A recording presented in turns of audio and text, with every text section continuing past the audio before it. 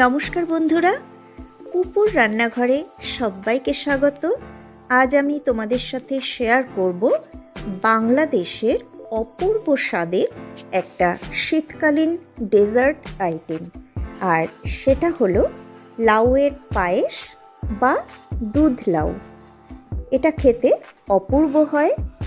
তোমরা বাড়িতে অবশ্যই এটা ট্রাই করো, আর আমাকে কমেন্ট বক্সে কমেন্ট করে জানাতে ভুলো না তোমাদের কেমন লাগলো। রেসিপিটা ভালো লাগলে ছোট্ট করে একটা লাইক দিয়ে যেও।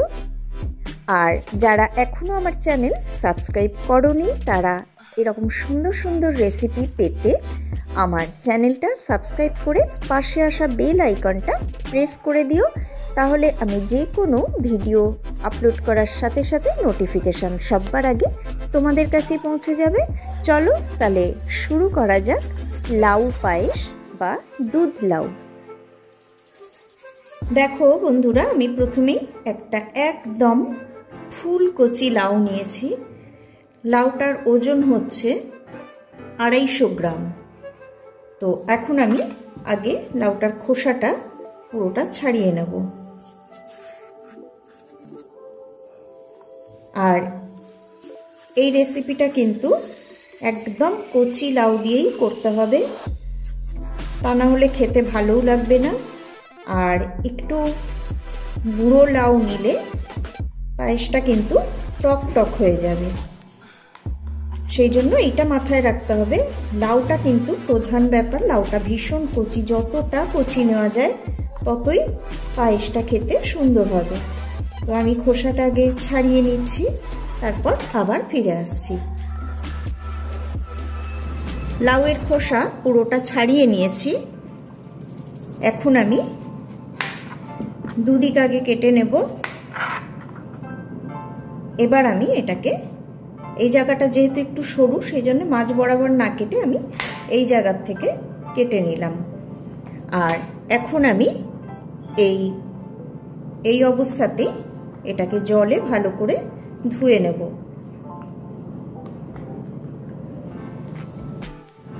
আমি ওই বাটির জলটা ফেলে একটা গ্রেটার নিয়ে নিয়েছি, আর গ্রেটারের এই দিকটা দিয়ে আমি লাউটাকে গ্রেট করে নেব।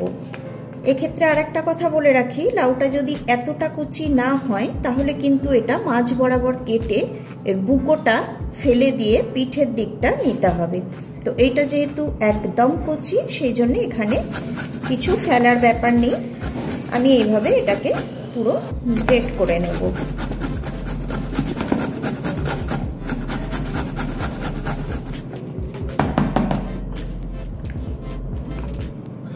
এইরকম সরু ঝিরিঝিরি হবে। লাউটা গ্রেট করে নেওয়ার পর একটু কালচে খয়েরি রং এসে গেছে, দেখো। কিন্তু এতে ভয় পাওয়ার কিছু নেই, এই জলটা কিন্তু লাউ থেকে বেরোয়নি, এটা আমি দিয়েছি। আর লাউটার এই রংটা হওয়ার কারণ, এটা যেহেতু ভীষণ কচি লাউ, বুঝতেই পারছো ওজনটা শুনে যে কতটা কচি, সেই জন্য ওটার কষ বেরিয়েছে। আর আমি একটু জল দিয়ে দিয়েছি যাতে এই রংটা, কালচে রংটা চলে যায়। এবার আমি এর থেকে এইভাবে তুলে নিয়ে হাত দিয়ে এভাবে মুঠো করে পুরো জলটা চিপে এই বাটিতে নিয়ে নেব, যাতে দেখো এরকম ঝরঝরে চালের দানার মতো হয়ে যায়। এইভাবে আমি পুরোটাই চিপে নেব।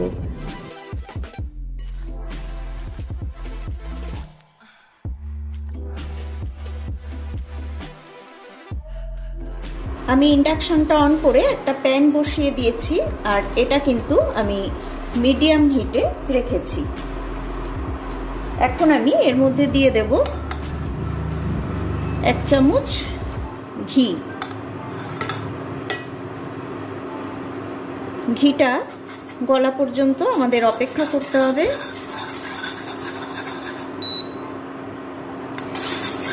আমি একটুখানি হিটটা কমিয়ে দিলাম, কারণ খুব বেশি গরম হয়ে গেছে।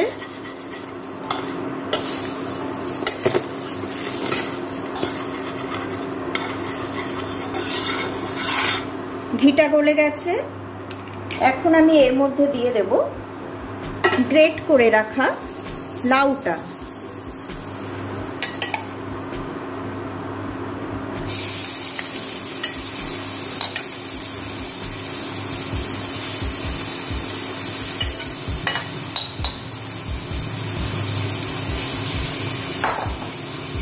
আর এটাকে এখন আমি হালকা করে ভেজে নেব।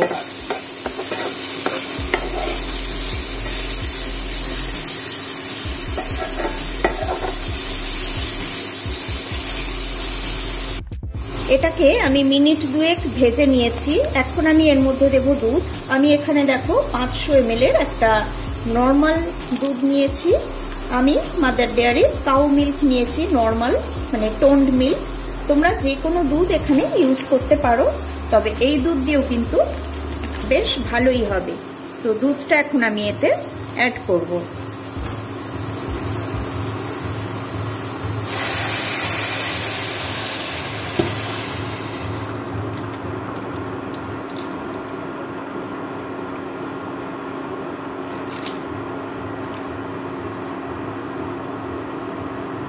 আর ফ্লেমটা আমি আবার মিডিয়াম করে দেব। আগে যা ছিল তাই করে দিলাম। আর এটাকে এখন আমি ফুটাবো। লাউটাকে আমি সেদ্ধ করা পর্যন্ত দুধটাকে ফুটাবো।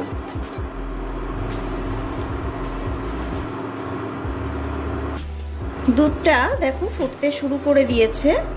আমি এটাকে মাঝে মাঝেই নাড়িয়ে দেব যাতে লেগে না যায়। আর এই ধারে যে দুধগুলো জমে যাচ্ছে সেগুলো এইভাবে হাতার সাহায্যে চেঁচে এর মধ্যে দিয়ে দেব।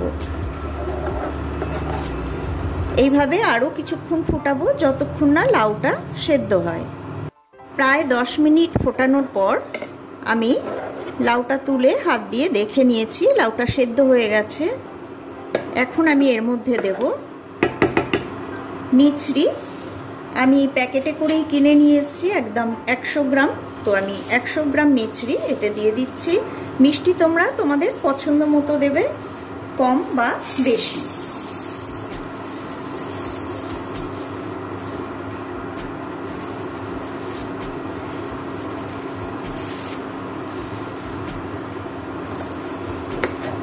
এবারে মিছরিটা গলা পর্যন্ত আমরা অপেক্ষা করব। সাইডগুলো একটু এইভাবে চেঁচে চেঁচে দেব। যে সরগুলো জমেছে সেগুলো এর মধ্যে আমি চেঁচে দিয়ে দেব। মিছরিটা গলে গেছে। এখন আমি এখানে দেখো 100 গ্রাম খোয়া নিয়েছি। এটাকে আমি হাত দিয়ে এইভাবে ভেঙে এর মধ্যে দিয়ে দেব। তোমরা খোয়ার বদলে গুঁড়ো দুধ ইউজ করতে পারো, তবে আমি বলবো খোয়াটাই ইউজ করতে, তাতে করে স্বাদটা অনেক বেশি সুন্দর হয়। ভেঙে নিলাম আর এর মধ্যে এখন আমি এটা দিয়ে দেব।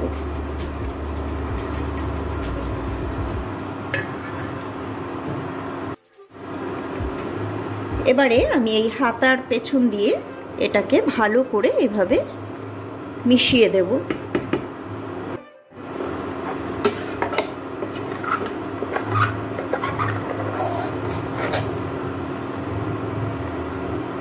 এইভাবে ভালো করে মিশিয়ে দেব আর নাড়তে থাকবো যাতে সম্পূর্ণটা ভালোভাবে দুধের সাথে মিশে যায়।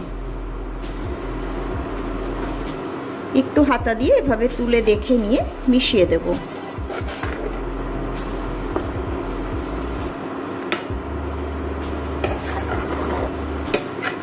তোমাদের কাছে যদি খোয়া খুব শক্ত থাকে তাহলে তোমরা গ্রেট করে দেবে। আমার এখানে খোয়াটা যেহেতু ভীষণ টাটকা আর একদম সফট, সেই জন্য আমি হাত দিয়ে এভাবে ভেঙে দিয়ে দিলাম। এটা গ্রেট করা যাবেও না, এতটাই সফট।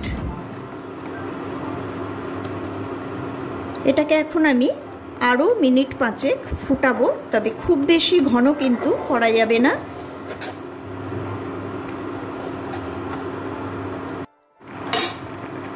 দু 3 মিনিট হয়েছে। আমি এখানে 5-6টা এলাচ একটু গুঁড়ো করে রেখে দিয়েছিলাম, সেইটাকে এখন আমি দিয়ে দিচ্ছি।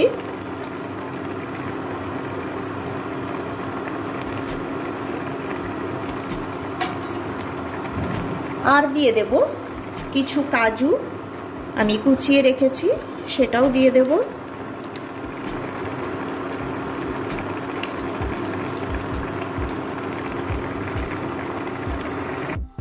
দিয়ে দেব অল্প কিছু কিশমিশ।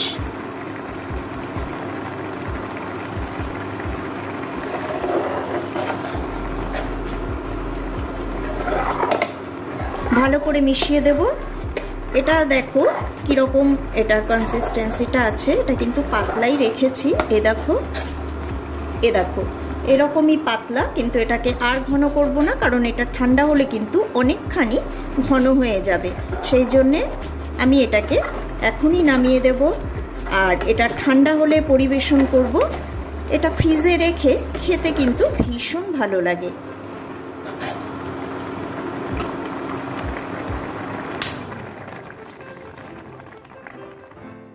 বন্ধুরা, রেসিপিটা কেমন লাগলো আমাকে কমেন্ট বক্সে কমেন্ট করে অবশ্যই জানিও, তাহলে আমি বুঝতে পারবো আমার রেসিপিগুলো তোমাদের কেমন লাগছে। আজকে এই পর্যন্তই বিদায় নিচ্ছি, আবারও ফিরে আসবো পরের পর্বে আরও কোনো এরকমই সুন্দর রেসিপি নিয়ে। সবাই ভালো থেকো, সুস্থ থেকো, সাথে থেকো।